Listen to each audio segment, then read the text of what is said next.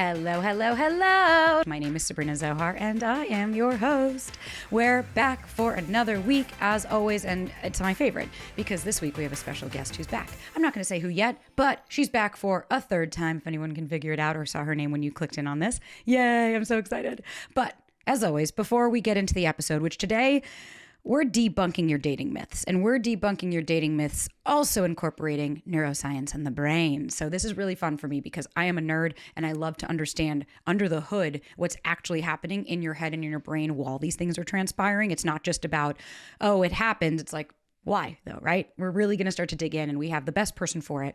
And so I'm so excited. But before we do that, let's go over some housekeeping as always.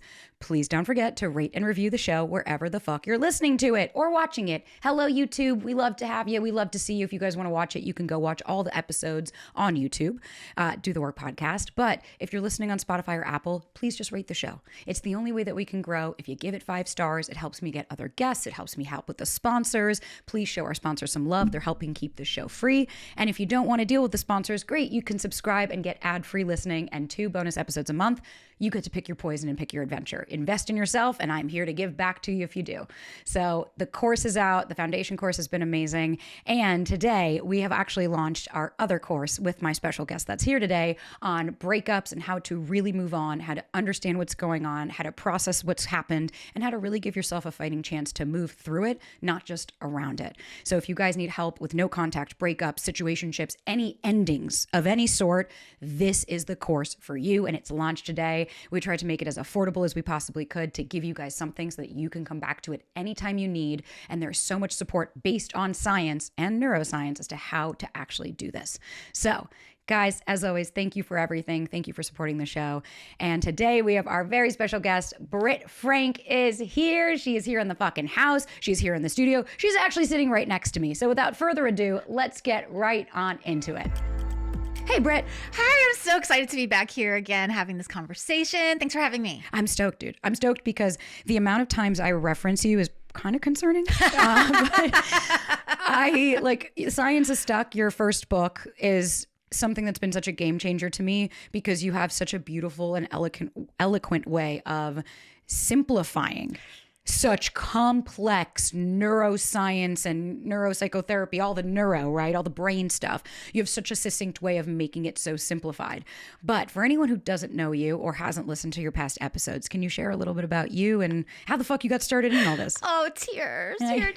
So I'm a licensed neuropsychotherapist, which means I do brain things. And most people don't know this, and it's absolutely bonkers to me. You do not need to know anything about the brain to be a licensed therapist. Like, I'm going to say that again for the people in the back. Yeah. You do not need to learn about the brain to be a therapist. And a lot of people don't know that the people that they're going to have never studied the brain. And all this brain stuff, a lot of it has been sort of gatekept by academia and by people with lots and lots of money and resources. This shit doesn't have to be complicated. It's not rocket science, it's neuroscience. So let's talk about what we're talking about so we can get moving. Because I was a hot mess. If you do not know me, I smoked meth. I had eating disorders. I was a love and sex addict. And the list could go on. My list of mental health diagnoses was not 1 page. It was long. And learning what I now know and what I now teach changed everything. So yay brain.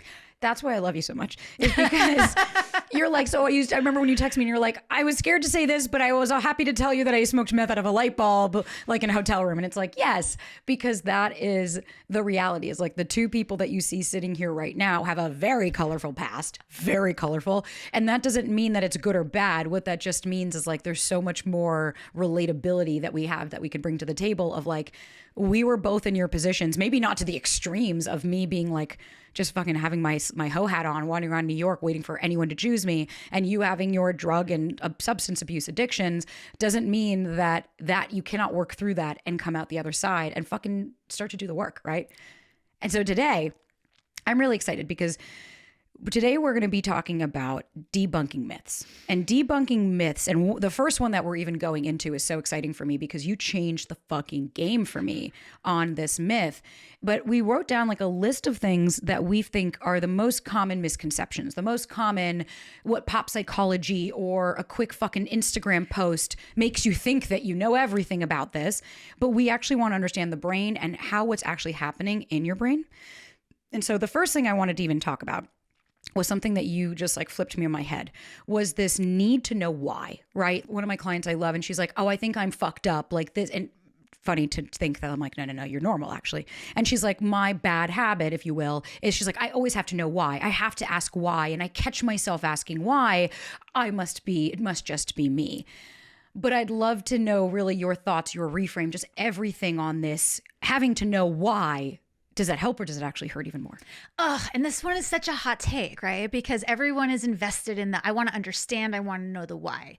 And one of the biggest myths that keeps people stuck, especially in dating, is if I could just understand why they do that, then somehow that will magic my situation from being what it is to what I want it to be. And here's the rub. We need to know why we do what we do, because self-awareness is key, yay. But understanding why someone else is behaving, acting, calling, not texting, understanding why someone does a thing does not change the thing. So when people come to me and they're like, I just don't understand why they're doing that, the first thing I tell them is we have to reframe the why do they do that to, I don't like that they do that. Ditch the why. Ditching the why is one of the most powerful, helpful, like insta things that you can do with no advanced training and no special gear. Stop asking why and say, am I okay with this? Am I tolerating this? Do I like this? And that's my job, to understand the why. I could tell you the why. I can get out a whiteboard and we can sort of like murder diagram out with like red string why they do that. It's not fucking helpful. So instead of why, change it to what, and how do you feel about it? Which I love. That reframe actually like kind of changed, even for me personally, changed the game, because like, even let's give an example, right? Of like, okay, why didn't they text me? So if we reframed that to I don't like that they didn't text me. Mm-hmm. It's like, okay, so if I, off the bat, if we went to the why version, if I was like, why didn't they text me? He's at work, right? Okay, so if I just gave you an answer, right? I answered the why and I gave it. But why can't he still text me while he's at work? Okay, so you're coming with another question. The why becomes about the other person. Why aren't they doing it? Be like, again, for my anxious folks, I know you don't like to hear this. You're also avoidant, because that we're avoiding looking internal and we're making it about the other person versus reframe, right? Okay, why didn't he text me? I don't like that this person didn't text me. Great. What don't I like about it? Well, I don't feel like a priority. Okay, is it that I actually don't feel like a priority? Or is it that maybe this is reminiscent of something I experienced when I was a child? Oh, or is it that I'm scared of abandonment? You can actually start to understand where that discomfort lies, because it has nothing to do with the inaction, right? It's not about the text. It's really, though, understanding like what's coming up for me. But I was curious, like, is there something in our brain that we default to the why? And, you know, what's that about, of like, what's actually happening up there? Oh gosh. And I was really offended and I got really pissed off when a therapist said to me, you're using why questions to bypass all of the feelings that you do not want to feel. And I was like, fuck you. I am a genuinely inquisitive person. I am a seeker of knowledge. Clutches at my pearls. I was so mad. Oh my God, this poor therapist. I was like, what are you talking about? I am a seeker. I am not bypassing. But when we're in relationships and people do things that confuse us, the brain hates uncertainty. Like our brains are pattern prediction seeking machines. So when someone does something that we don't understand, it's going to trigger the amygdala. It's going to trigger the alarm system of our brain. And then the firemen are going to come running down the pole. And one of the fastest ways that we try to self-soothe is through controlling other people. Why is what the psychology world calls an external locus of control. I hate all the psychobabble terms. They've become so weaponized. Don't use external locus as control as a weapon, please. But like what we want is an internal locus of control. Just more simply put, do your fucking work. Do the work, right? So why will self-soothe for a second, like scratching an itch or doing a drug? It's like, yeah, the hit'll soothe you and then it will make it worse. I love what you just said, that why begets more whys. Like a question begets more questions, and then you have a vortex of I don't get it, what's going on, versus I'm going to get curious about me and then what's going on for me. And eventually, if you drill down far enough, you're going to find some little skeletons in the closet or creepy crawlies under the rocks. This episode is brought to you by Neurex. Guys, if you're looking to take the next step in managing your anxiety, your OCD, whatever the case is, Neurex is an affordable way to get quality mental health care that makes a difference in your life. So Neurex providers will help you find the treatment plan that's right for you. So from anxiety to depression to postpartum, Neurex providers treat a variety of mental health conditions. What I love so much about Neurex is the providers continue to check in regularly after your consultation to make sure your treatment plan is working for you, because at the end of the day, it's so important to be able to have a licensed provider in just a few days that you can speak to and actually start to address the root cause of your issues and really get down to it with a really affordable, easy way of doing so. And so what I love is that mental health medication services can cost hundreds of dollars, but Neurex provides mental health medication management for less with no hidden costs, surprise bills, and they accept many major insurance plans. So guys, thank you. And thank you to Neurex for sponsoring this podcast. And now you guys get to take control of your mental health and start here. So if you go to Neurex.com/do the work to get started, that's NURX.com/do the work. Again, results may vary. It's not offered in every state, and medications prescribed only if clinically appropriate and consultations are required. And it's so funny because for me personally, maybe that's why I grow at such a rate, is like I get excited when things like that happen. Like, I don't want to feel hurt. Obviously, it's like nobody enjoys that feeling. But when I start to even like, I don't remember the last time I asked like why something is happening, because I know very consciously that is my brain trying to protect me. It doesn't want to actually understand what's happening. It's trying to externally understand what's happening. But it really became more cognizant and clear, like, especially what you just said of when you're anxious and uncomfortable, you try to change your surroundings. Hey, shout out to all my trolls right now for anyone listening that attacks me for you should speak differently. I don't like the way you speak. I don't like your cursing. I'm uncomfortable. And instead of acknowledging and saying, wow, this has to do with me trying to change. No, anxious folks love to change their surroundings. So you need to speak differently so that I'm more comfortable, as opposed to understanding, well, do I have a choice here? Yeah, I get to not listen, right? I can just move on with my life. And instead, maybe I can look at what is that person saying that's bothering me so much? The word of the day is like getting curious. How can I get curious about my lived experience and care less about why you're doing this to my lived experience? I love that. And curiosity is one of the best anti-anxiety medications that are available naturally in our brain, because you can't be curious and panicking at the same exact time, which is another one of the myths that you teed up so beautifully, which is my trigger is your responsibility and your problem. Like, yes, in a healthy, equitable relationship, two people are not trying to intentionally punch each other in the face, unless that's your jam, in which case safe, sane, consensual. But like, my trigger is not your responsibility. If you're at work and you don't text me and I'm feeling anxious and triggered by it, that one's on me. That's like the video I made that people snapped back on, where the girl was like, he's a red flag because when he texts me, I got anxious and I got nervous. And it's like, and she's like, red flag. He's a red flag because look what it did to me. And it's like, wait a minute. So now even what happens to you is now someone else's problem? Because I think let's talk about a little bit more about, let's debunk a trigger, right? You and I have talked about this extensively off camera, that like there is a common misconception of a trigger. Like a trigger isn't like you said something very disrespectful to me. That trigger's like, no, that didn't trigger you. That's just a disrespectful. Any human on the planet would be like, no, thank you. But what I think a misconception is like, what is an actual trigger? What does that actually mean to you? And what actually happens in your brain? Britt, take it away. Yes, I love this because this has not been talked about, I don't think, nearly enough, because the word trigger has now become synonymous with you did something bad. They triggered me does not equal they did a bad thing. A trigger, by definition, is something neutral, something objectively neither good nor bad. It's just a thing. It's just information. You did a neutral thing that my little brain's filing system has a file that said, last time that happened, something bad happened as part of that. So like if someone punches me in the face, that's not a trigger. That's abuse. Yeah. If someone calls me a name, that is not a trigger. That is abuse. But like if I texted you and you don't text me back because life, because busy, because you have your own thing going, that's not objectively bad. It might trigger my story of, oh my God, they didn't text me back, and this means that I'm unlovable and unworthy and I'll never find a person to love me. The trigger is a neutral thing, like a level 1 that I'm reacting at a level 10. So a trigger is by definition not a thing until I attach a story to it. Exactly. And it's just all a trigger is a cue to your nervous system, you're in danger. Yes. It's like, I think people think it's this conflated thing. It's like, all it is that neutral thing that's your brain's like, hey, we have a problem.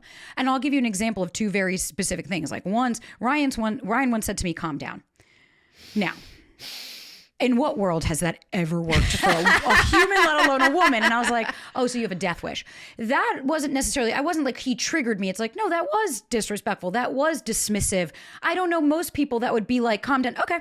And like, even that, I just told him, I was like, hey, I didn't love that. I didn't say like, yo, you just triggered me by saying calm down. I was like, well, that's just dismissive. I was like, can you actually listen to me? Versus I once asked him to do something and he was just like, no. Right. Like, it was a very neutral. You're allowed to say no, right? I got triggered. And when instead of being like, what do you mean no? What the fuck? And like exploding on him in that moment, I was like, wait a minute. All he said was no. Like, I was cognizant enough to be like, there was no breach of contract here, right? Like, you're allowed to say, I don't want to go do that, right? I don't want to go do that this weekend.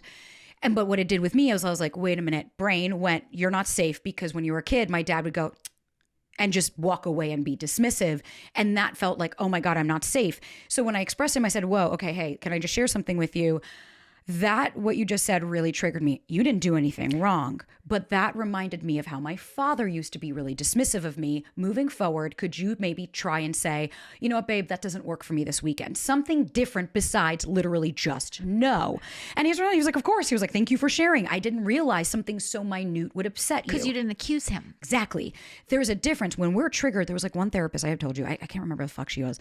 And I saw a video and I was just so enraged. And she was like, guys, here's the reality. If someone triggers you, stop dating them. Stop dating people that trigger you, because that's just not healthy, blah, blah, blah. And it's like, wait a minute. So just now avoid any problem. Forever. Avoid any triggers. And I think like, that's that misconception. A lot of people I work with now are constantly triggered by something minute, something that's not really on paper a big deal, that, again, healing, not black or white, has some gray nuance of, oh, okay, well, you know, this person's allowed to say that, right?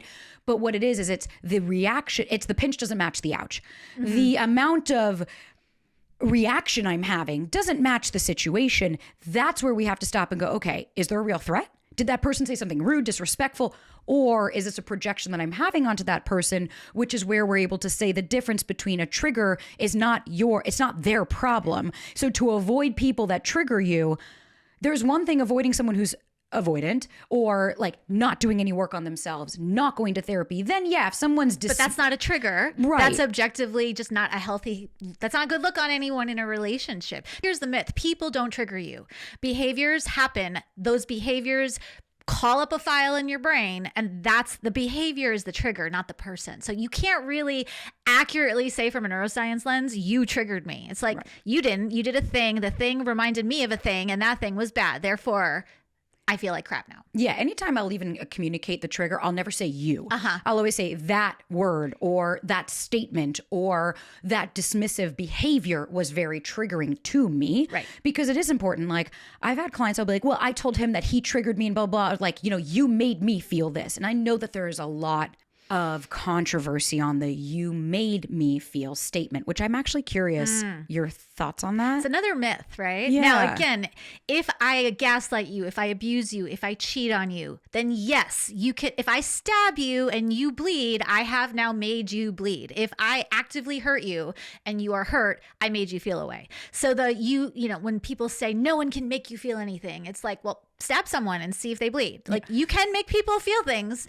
However, a lot of times when I say you made me feel, that's not true if it's a trigger. If it's an abuse situation, yes, you made me feel. If it's a neutral thing that then called up a thing in my brain, you didn't make me feel that way.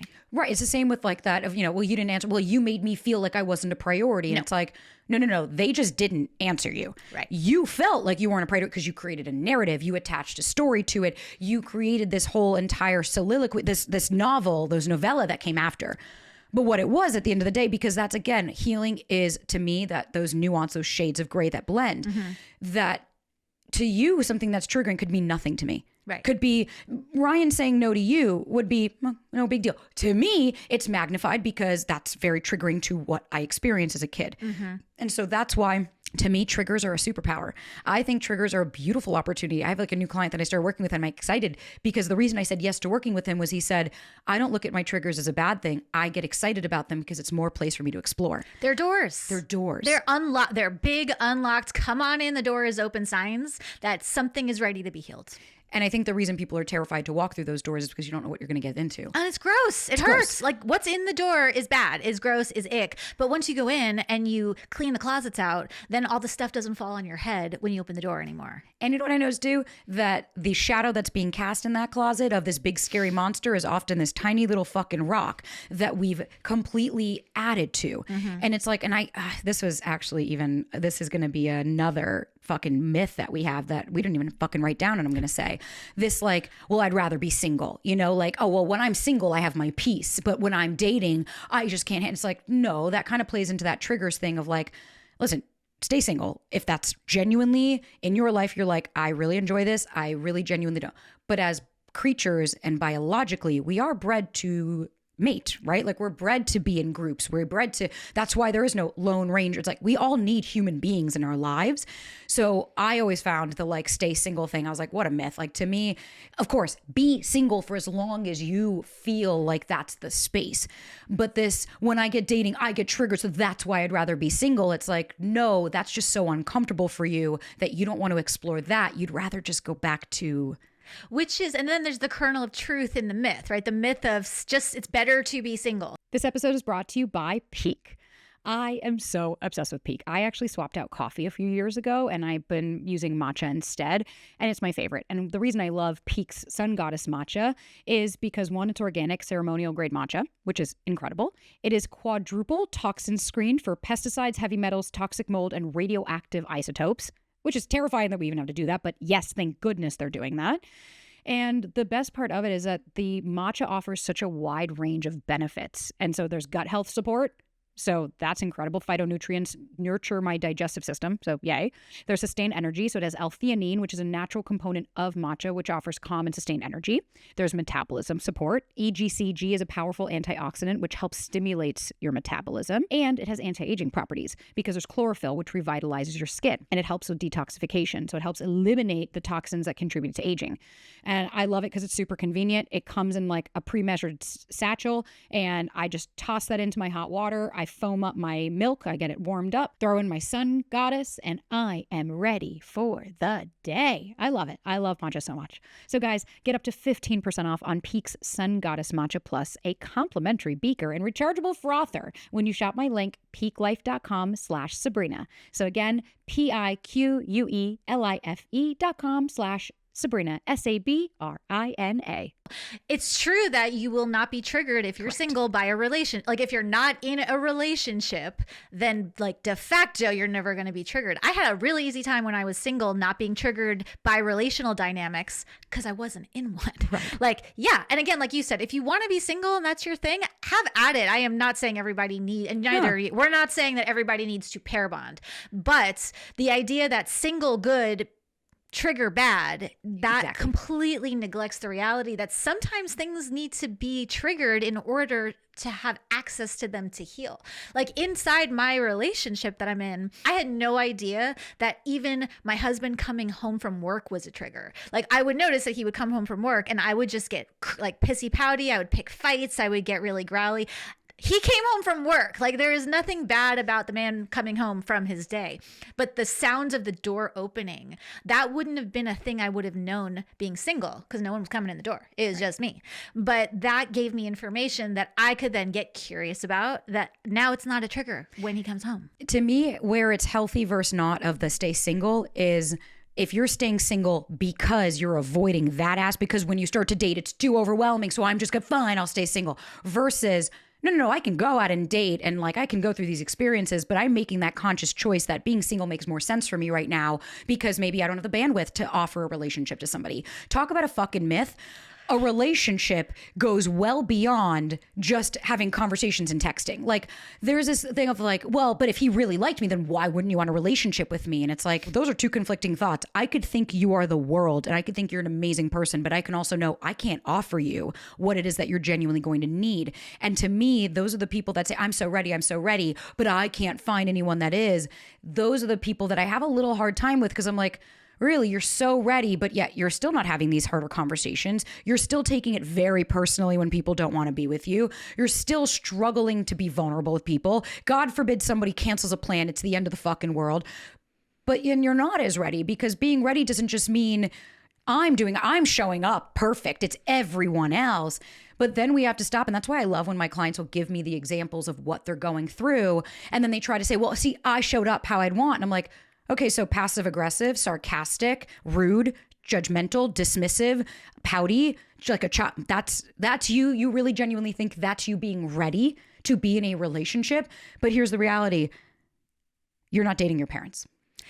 Eek. And then that's the myth, right? That a relationship will somehow make up for a lost childhood or fulfill all your needs. And that's the myth of readiness, is that being ready means no triggers. That's not true. If you're not getting triggered in a relationship, something has gone very wrong. And the myth of my relationship will solve my loneliness, unworthiness, and fundamental lack of self. And I get that because I was queen of that particular team. Like, let's find the right relationship where I will then have every wound of childhood fully healed. The person will take care of me. I was looking for a parent, not a partner. Daddy, come save me. Mommy, come feed me and take care of me. And I wasn't conscious of that. No. So I'm not like sitting here throwing shade at people like, you're looking for a parent. It's like, but if no one can measure up and everything is bad and all of your needs are being expected to be met in this relationship, that's a pretty big sign that you're looking for a parent, not a partner. Especially when we have to look back and go, but did you even communicate that? Because then you are reenacting that child-parent dynamic. Well, you should just know. You should be taking care of me. You should anticipate my needs. And it's like, well, but they weren't able to. Right. They were not able to. So now all of a sudden everyone else has to. And it's like, but are you even doing that? And that's two myths: that they should read my mind and anticipate my needs, and then the myth that they should meet them all.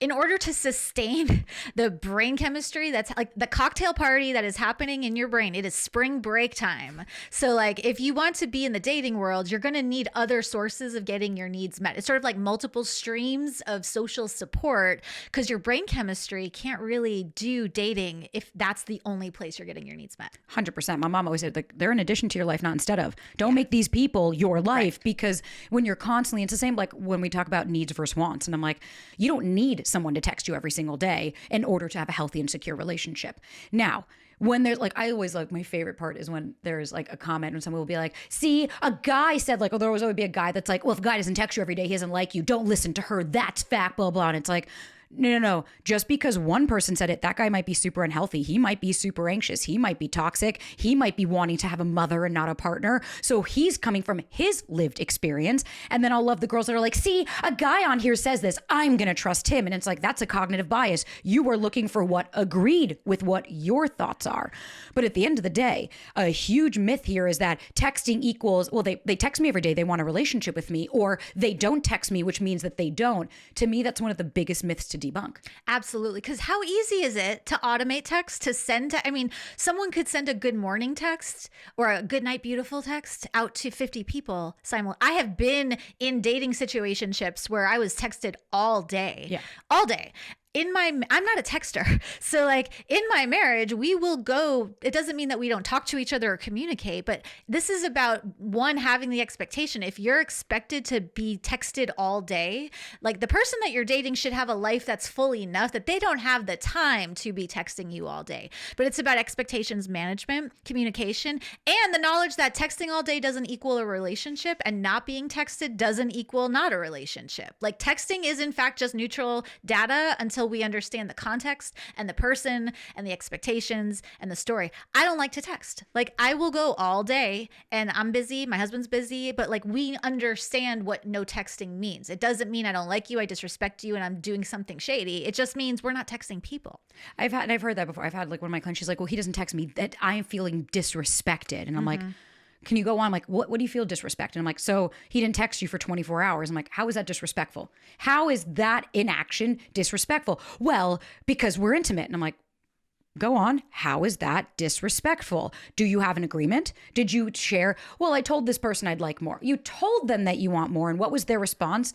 I can tell you right now, I won't be able to. Like, it was a very clear understanding. And that's where I go back to being like, so we have that to me sounds like a little girl or boy, a little child that's like, well, you don't respect me and you don't do this. And it's like, can we challenge that thought a minute? And like what I love about my client is when we did challenge it, she was like, oh my God, I totally get it. You're so right. Like I see that perspective.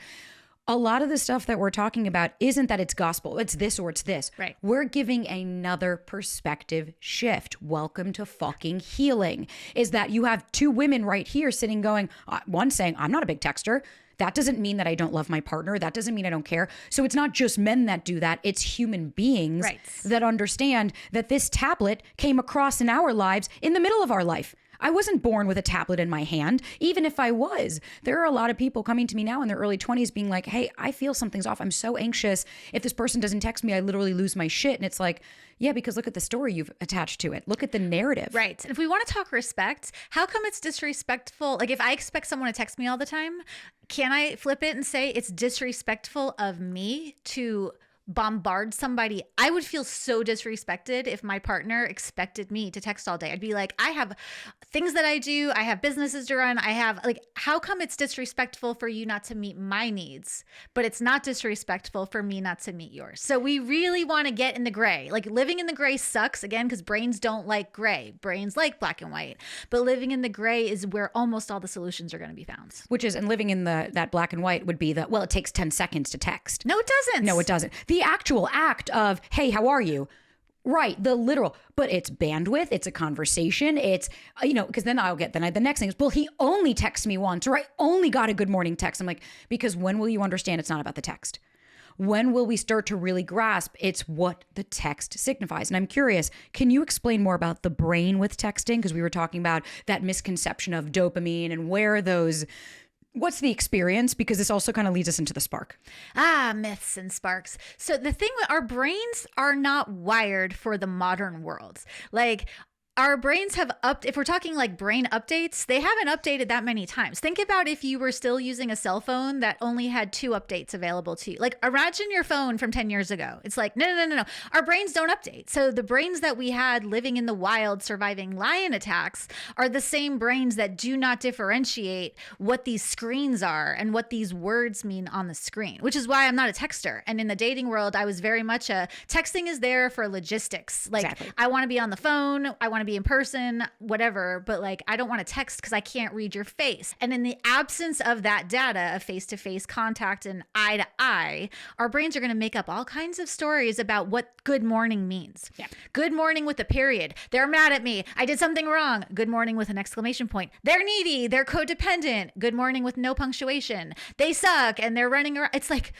our brains don't know what to do with these screens and these words. And in the absence of info, we'll make up stories, and they're not usually good stories. Like our brain will go back to the filing system, usually from childhood, and go, this feels like this. This must mean that. That's where that definite, like, no, my gut is saying, I feel it. And I'm like, feelings aren't facts. Right. I feel that he's doing something. He's lying to me. Where are the facts? This episode is sponsored by Armra. I am so obsessed. I have been taking Armra every single day and have seen serious results. So Armra is colostrum, and a colostrum evolved 300 million years ago, and it's the first milk all mammals produce.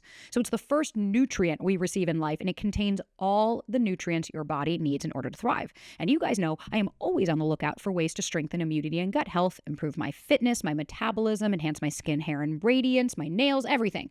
And I recently started taking Armra colostrum, and I have seen a huge improvement in my recovery, especially in my fitness world. What I love is that Armra harnesses the closely guarded secret of elite athletes. So it's long prized for its unrivaled ability to take performance to its apex. So colostrum has been shown in research to help enhance nutrition absorption, promote lean muscle building, and improve endurance while fueling cellular repair regeneration for faster recovery. That is incredible, and honestly why I take it every day. It also helps with your gut, it helps with your metabolism, helps with your hair growth, it helps with your skin radiance. It's just incredible, and it also activates collagen production. So that helps strengthen the skin barrier. And I take this every single day, and I'm never going to stop. I'll tell you that right now. So we've worked out a very special audience offer for you guys. You receive 15% off your first order. So go to tryarmra.com/Sabrina or enter Sabrina to get 15% off your first order. So again, that's tryarmra.com/Sabrina, Sabrina. So again, tryarmra.com/Sabrina for 15% off your first order. And here's the thing. Cocaine feels good. Leg day feels bad. But tell me that one's good and one's bad. So like things can feel good. That does not mean they are good. And that's another myth, that feel good equals good and feel bad equals bad. A lot of the things that are really good for us don't feel good. I don't like doing squats. I do not like doing cardio. It feels bad. And it's so good. Right. Right. Drugs feel good until they don't. Right. Until you're like, until I have a light bulb and I'm smoking meth out of it. Like, yeah, it gets bad real fast. But good is not good. Bad is not bad. I'm curious though, for the brain, and when we're talking braining, what are some techniques or things when you're getting into that, he didn't text me, and then your brain is starting to fill in the blanks? I know my process, but I'm curious, what would be even something that someone could take from this of like, okay, well, I don't know what to do, right? You say it's not good. Okay, I cognitively understand me being obsessed with this, but then what, right?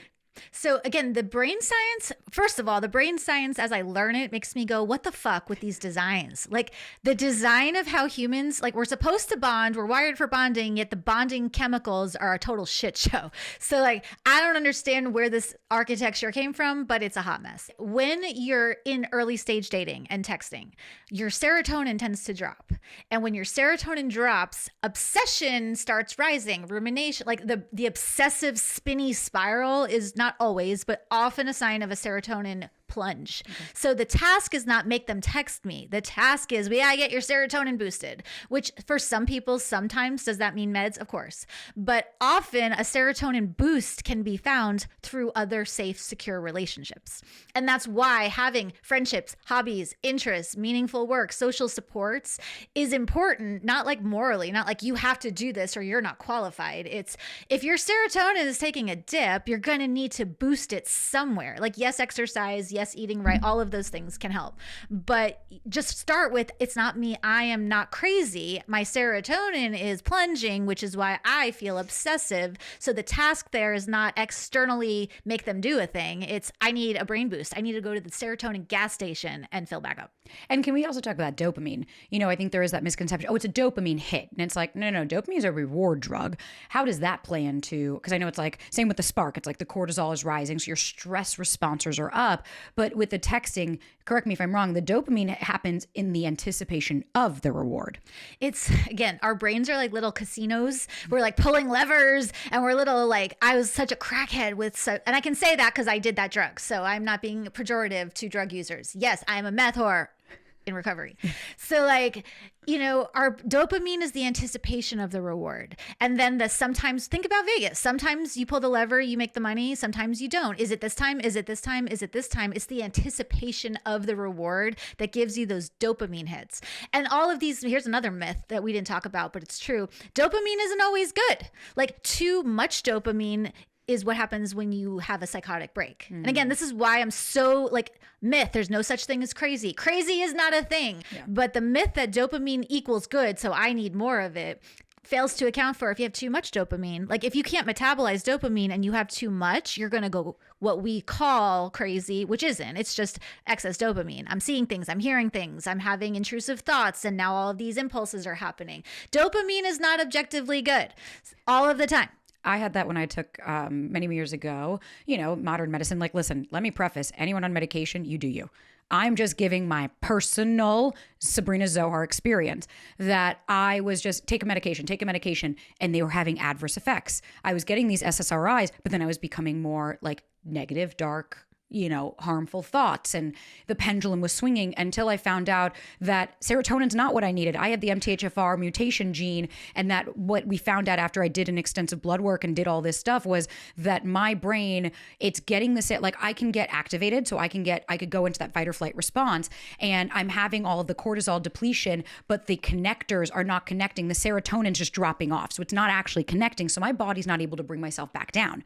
So in that, that's why when I told the doctor, I said, whenever they give me serotonin, I get, you know, really negative. And he was like, because you don't need more serotonin. He was like, we need to connect like the GABA receptors and all of this. He was like, you have other issues. That's why those have an adverse effect. It's not a less of, it's that your brain's not processing it correctly, which is why it's not just a quick Band-Aid of, oh, let me just go get that hit or let me go do this. It's like, actually, that could probably be overwhelming you more than it's helping you. Yes. The myth that there's this perfect chemically balanced brain where you have this % of dopamine and this % of serotonin, that's a myth. myth. And the whole like, I'm chemically imbalanced and that's why XYZ, that chemical imbalance is gonna, don't angry DM me, look it up. It's a thing. The chemical imbalance theory of depression has never been proven. And I take psych meds. I'm not anti-med. Like I go to therapy, I see a psychiatrist, I take meds. But if you were to ask a doctor, well, what's the exact balance of chemicals that my brain should have? They're all gonna go, Oh, every psychiatrist I've ever been to, the first thing they say, they're like, this is a cocktail. We don't actually. No one knows. There is no, they even tell me, like, can we test for it? They're like, there is no test. Yeah. We don't know what you're deficient in. We have to do a crapshoot. And that it's like, listen, if you find it, like I have a friend that's on and she loves it. And I'm like, fuck yes. Like, yeah, you found what works for you. For me, that wasn't what I needed. Right. And that's why I'm like, I'm not against it. It's just a matter of, it's not a one size fits all. It's not like, oh, just go do this and then you'll be balanced like the rest of us. It's like, no, that could also cause other issues. So just be aware that it might not be that. There is no chemical imbalance. It's like, no, your brain is braining. It's just a matter of figuring out what your brain needs. Exactly. No one really knows with exact certainty how the brain brains. And that's another myth that keeps us all stuck. It's like, well, you made my oxytocin plummet and therefore like I need more oxytocin. So I'm going to do this. I'm going to go have an orgasm so I can feel more oxytocin. It's like, we don't really know what the mechanisms are. The med I take is great. I don't know why it's great. It just is. I was put on a med that put me in the hospital that saved somebody else's life. So it's like, it's a crapshoot. Myth, brain chemicals, who the hell knows? It's sort of try it until you find something that works. Which goes into the spark, because I really want to talk about that. I know that the only one I have is one Harvard study from 2015 that like the spark is just cortisol rising and other neurotransmitters depleting. But I am genuinely curious. Like I have felt the spark. I have gone out now. No, I'm sure you understand what I mean by when you go out and you're like, you're sweating, your heart is racing, and you're like, how could this be a negative, right? Like, I'm so into this person, but I'd love to know, you know, what about it? Like, is it familiarity? Like, how is our body actually processing it to make us think, oh my God, look how strong I feel for this person, but what's actually happening? Before it's really bad is oh so good. Like, there is nothing better than the very first time you get a hit of meth. Don't do drugs. I am not advocating you do. Britt Frank said to do meth. I did not. But the spark feels incredible. And again, when we equate feel good means is good, we're in deep shit, right? Because again, all drugs before they're bad feel good. So the spark, the sweating, the butterflies, the racing heart is your body diverting blood flow away from all of your primary organs to your arms and legs so you can escape a predator. Like butterflies happen because your body is diverting blood flow. Like if you've sat on your hand and it goes numb and you like, they feel the blood rush back, your hands tingle, right? That like tingly, I'm so into this person is often a fear response that we mislabel as attraction. And the fear response, like feeling, that spark feeling can happen just because they're hot and your biological brain is telling you pair bond, mate, strong genes, they will survive the wild, quick, fuck them, procreate. It could be that. Funny you say that because that when I did have the spark, they were always like tall, athletic, bigger human. So you're like, yeah, you'll protect me. I mean, it's a thing. So it could be biology. It could be familiarity. If I see someone that calls back to, and again, familiar does not equal good. Growing up in an abusive home is going to feel familiar, not good, but familiar. So that spark almost never means, and I don't like never and always, but I will say it's never good to assume a spark equals good right from the bat. Like you need more information. A spark is physiological. Like take away the story, take away the, this is the one, take away the, I found it, this is it for me. You know, spark is physiology. It could be there for a variety of reasons, none of which necessarily is good. Yeah. And I always hear that like, well, but I didn't feel a spark. Well, I don't want it to get to like, but can the pendulum doesn't have to swing, right? It's like, I don't want you to go out with someone where you are like bored by this person and even them opening their mouth, you were like, I don't care what's coming out of it. Can we talk about that for a second? Please. Because yes, you do need attraction. Something. Right. But boredom sometimes is a defense mechanism against healthy people. If you're used to chaos and I had it, like I'm bored by nice people. I'm bored by people who treat me well. They're so boring. And it's like, yes, some people are boring. They're not going to be a match. And I agree with you. And it's like, are you really bored, or is it that your nervous system is putting up a big old defensive wall against what could possibly be intimacy? Oh, life story. I'm the queen of that, of like, hello, talking myself. And that's why, like, even when I first met Ryan, at first, I didn't feel anything. I didn't feel good or bad. I was kind of just like, curious. Yeah, he's a nice guy. Like, well, I'll just keep getting to know him. Moms handle a lot of labor that goes unnoticed. Anticipating everyone's preferences, juggling appointments, remembering who wears what size and when to change out all the clothes, packing bags, ordering diapers, being the default person for all the tiny decisions. And all of this labor creates the invisible load of motherhood, the mental and emotional labor moms often don't even realize they're carrying, but is a real impact on maternal mental health, leaving moms overwhelmed, burnt out, and struggling under the weight of pressure to be the perfect mom. So the Mom Well podcast tackles the root of issues like the invisible load and the myth of the perfect mother, along with depression and anxiety in motherhood, overstimulation, parenting, breaking cycles, and so much more. So it's hosted by psychotherapist and author Erica Dosa. Mom Well shares expert advice, practical tips, and coping skills to help you bust myths about motherhood and learn how to carve out your own journey. Erica shares the best kept secrets of the therapy world and interviews other professionals, psychologists, pediatricians, you name it, who provide their expertise to empower you on the motherhood journey. Catch the Mom Well podcast on your favorite platform or head to momwell.com to learn more. Then by the end of the, when we got to the hike and he was like, hey, do you want to keep hanging out? If not, that's okay. I literally stopped and I was like, okay, you didn't feel the high highs or the low lows. You didn't feel anything good nor bad, right? It was neutral. And I was like, so this to me deserves an opportunity versus when I've gone out with guys and I'm like, you didn't listen to me. You and I have completely polarizing opinions of something. I was listening to you and you were talking about golf and I could literally give a flying fuck about anything you're talking about. You're just not interested in this human being. Right. Versus when I had to stop and I was like, I don't feel high, I don't feel low. I feel very just calm with this person. Like, okay, sure. Then when we were intimate, when he touched me, that's when I felt a little like, ooh la la. It wasn't a spark. It wasn't like, oh, there it is. It was oh, this feels nice. Ooh, this person's passionate. Oh, you feel that the attraction. You feel that chemistry of, yeah, I like this. I want to keep going. Okay, now the sex was great. Let's do more. That I think is us really normalizing what a real courtship experience means. It's not like that when you know. It's not like that's it. Myth. I met him and I knew that was it. And yeah, for some people that is their experience. But you know what it also is? Worked out really fucking well that was their experience, because I've met guys where I'm like, they're the one and then that's it. It doesn't happen, versus when it does and you're like, see, but I knew that. It's like, no, that just also worked out, right? They're the one is interesting because it's like, well, are they the one who's going to trigger your trauma? Are they the one who reminds you of your mother? Are they the one who is going to put you in a repetition cycle where you're doing the same things over and over and over again? Myth. Doing the same thing over and over again, not insanity. Doing the same thing over and over again is a sign of pain, is the thing that brains do. That's how brains brain. But I found the one and the spark, real intimate connection is going to bring your serotonin back up, which feels more like a warm, I've heard this, I don't know who said it, but it true intimacy, when you get past the brain chemistry, it feels more like a warm bath than a fireworks show. Oh, I love that. And that doesn't sound very exciting, but it's like, I've done the exciting roller coaster of spikes and crashes. I've done it with speed. I've done it with my blood sugar. Spikes and crashes are not good. Right. They're fun. It's a ride. There's an author I love. I think it's Alan Watts. And he's like, this is a hot take. We do people a profound disservice and disrespect by falling in love with them. I'm paraphrasing. Because if we're only seeking the spark and the whole boosted serotonin, warm bath, I see you for who you are and we're connected doesn't excite you, then you're using people as a drug.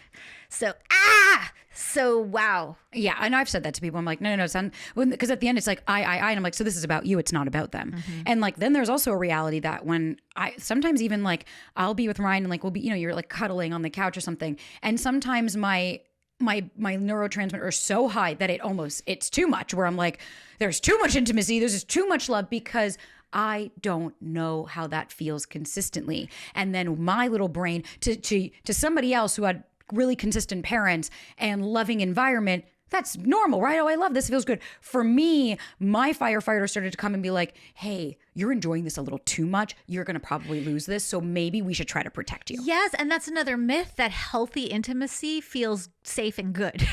I had to work very hard in therapy the first year of this relationship, because to a brain, even a good, healthy, positive change, if it's not familiar, is going to get encoded as dangerous and bad. So healthy intimacy, if that's not your norm, is going to get filed in the this is bad, flee the scene category. So we need to know that healthy intimacy won't necessarily feel safe and good until you build. It's sort of like getting allergy shots. You need to microdose intimacy if you're not used to it, because you won't be able to tolerate it. I had an allergic reaction to people treating me well until I learned how to build my tolerance for it. So healthy intimacy does not always feel good. Myth. Right, 100%. Same with this other myth that we're about to fucking hit on, which is that people change for other people.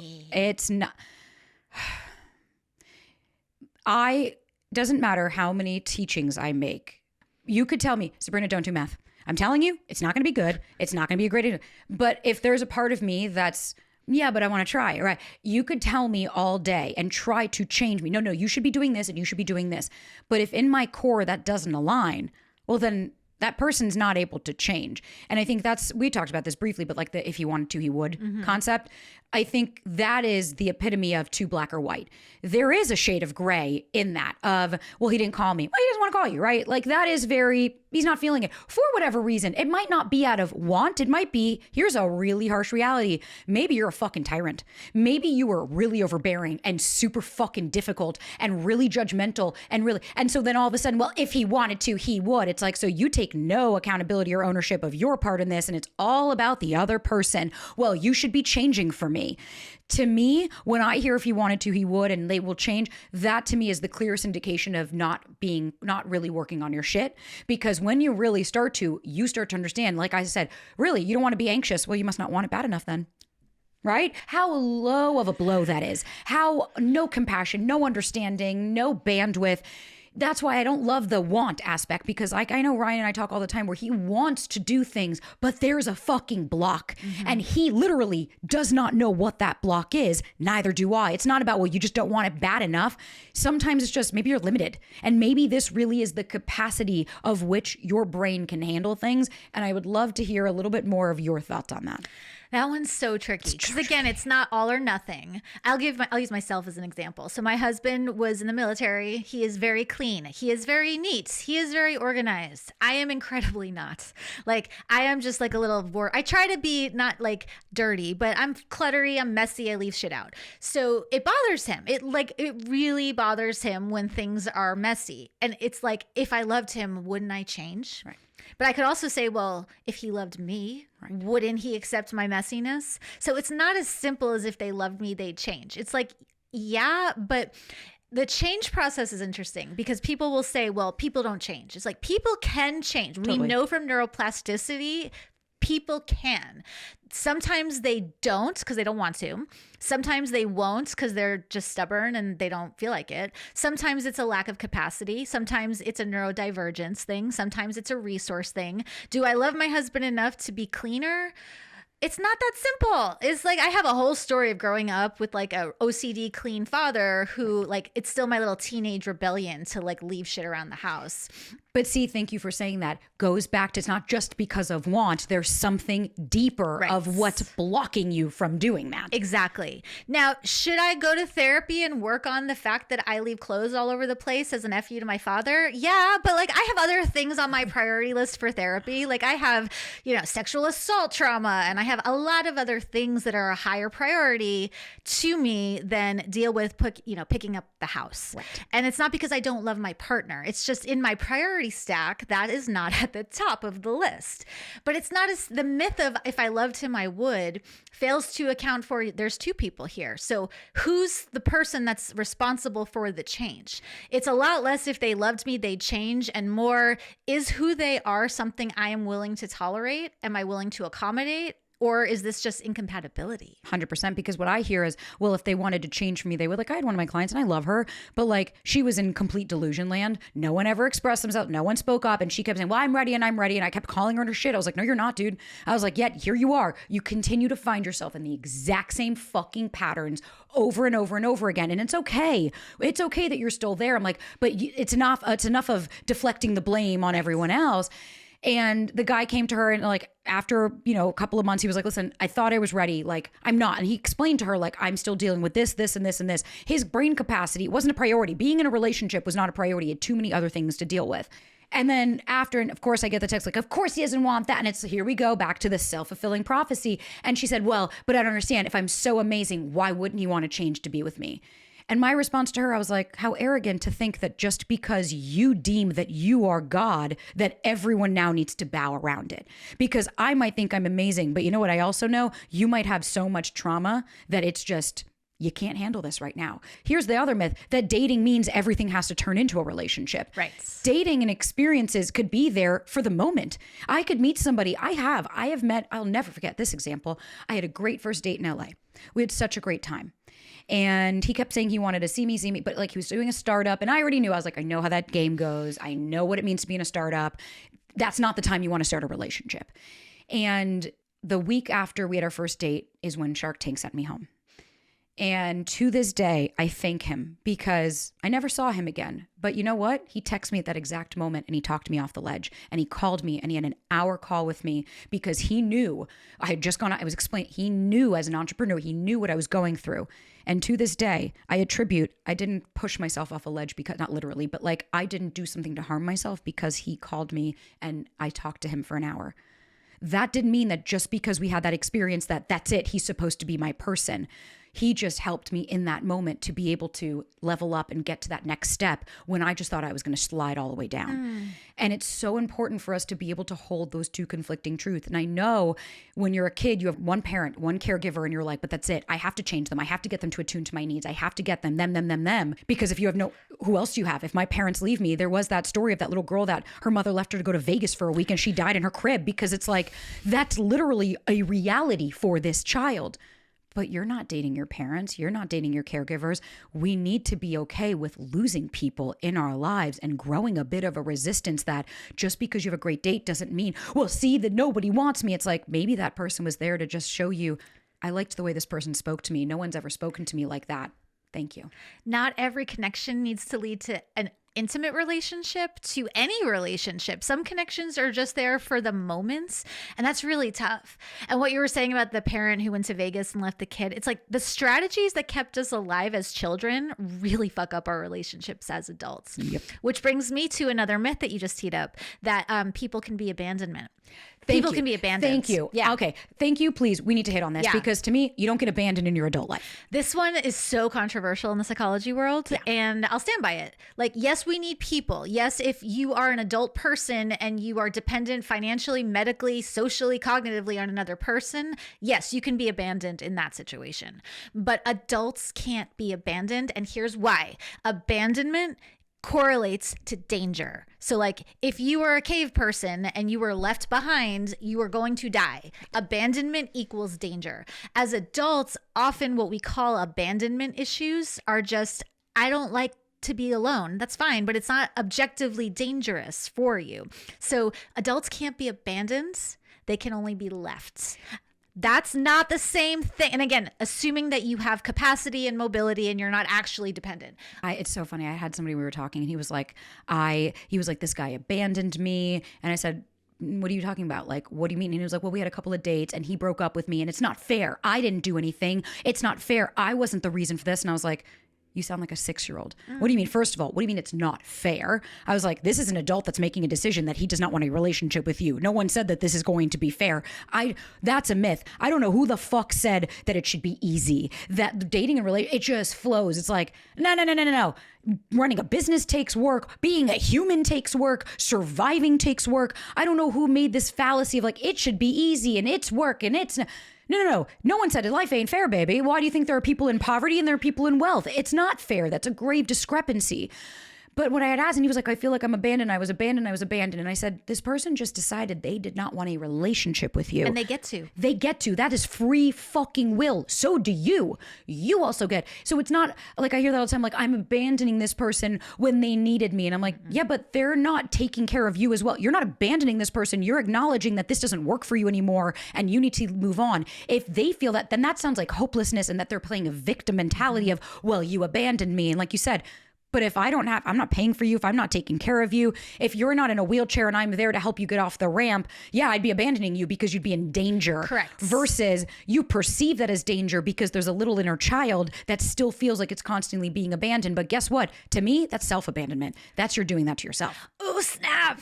I mean, yeah, anytime I hear the word abandonment or the feeling of abandonment, that is an immediate tell that the self parents, the only parent you get in as an adult is the one inside your minds. Like, even if your parents are alive and delightful and lovely and you call them every week, like, that's good for you. But like, even if as an adult you have good parents, the parenting job as an adult is an inside job. And so self-parenting and self-abandonment is the work, not make sure this person never leaves me. Which is like always, that's why I hate the clickbait of like, do this to keep them. And that's again, so you're trying to manipulate and control the outcome. You're right. When I was a kid, I had no control. I was not allowed to say what I wanted. And so as an adult, that's why their anxiety comes. Well, I know I need to know what's going to happen because I am too scared, and living in fear and not knowing was too detrimental to me as a child because I never know. Was he going to hit me? Was he going to yell at me? Was he going to leave? But that's not the case because I'm an adult now who gets to make choices and decisions. To me, that's when we regulate, come back to now, reparent that little inner child so that I can respond and not react. Which is why I love the phrase, and I use this a lot with clients, with myself, and this is not just true for dating, but for any relationship, is they get to. Like, that person didn't call me back. They get to. Well, that person, cheated on me. They get to. They get to doesn't mean I'm co-signing on the behavior. It's like they get to do whatever they want because agency. What are you going to do? Are you willing to tolerate it? Are you willing to accept it? Are there choices for you to be made? Well, I don't like my choices. I want this. I get that. But like, people get to do what they want. And sometimes that can help kind of tame the why. Why did they do that? Because they get to. Oh, I love that. I think that's actually such a good place for us to put a pin because it's like, yeah, we had some other things to talk about, but here we are. Dude, what a great conversation. I really hope that we were able to demystify some things, but also to give the reasons as to either it's normal that you're feeling this or, hey, maybe it's not as normal. Let's normalize this experience. But Britt, dude, thank you so much for joining on. For anyone listening, if you guys liked what we just had, we have the course out now, and Britt helps in more ways to give you a real understanding as to how to move through these things, not just count to 10 and move backwards and then just get out of the house. And it's like, no, but maybe what's causing you to not be able to do that? What's happening? And Britt, you have a new workbook out, do you not? I do. I'm so excited about this because when I was going through my shit, I didn't want to read books. I'm like, someone just tell me what the things are to do. So the Getting Unstuck workbook has all of the things: dating, boundaries, family, friendships, how to find friends, how to keep friends, how to deal with anxiety and panic. It's all of the things. It's so juicy. I'm so happy it's out. Oh, I love it. The Science of Stuck is still one of my favorite books because you have managed to take such complex terms and make them into something I can understand as a layman's. So I think that's why I love what you do. You give tools. And that's like me. I'm like, I want to give, because I think you and I have a very similar experience of, okay, but nobody was actually telling me how to implement this. Everyone's giving me this fucking snake oil salesman of just do this. And you're like, but how and what and where, and can I have more questions? Can anyone answer? And that's also why we did the course, because the course embodies that same principle backed by science of you really genuinely want to move through this. We'll tell you exactly what you need to do. But here's the thing. We can't make you do it. So Britt, dude, thank you so much for coming on for another week. And I'm just so excited for everyone to get your book and your workbook and start fucking doing the work and healing in our course. It's just so exciting. Thanks for having me.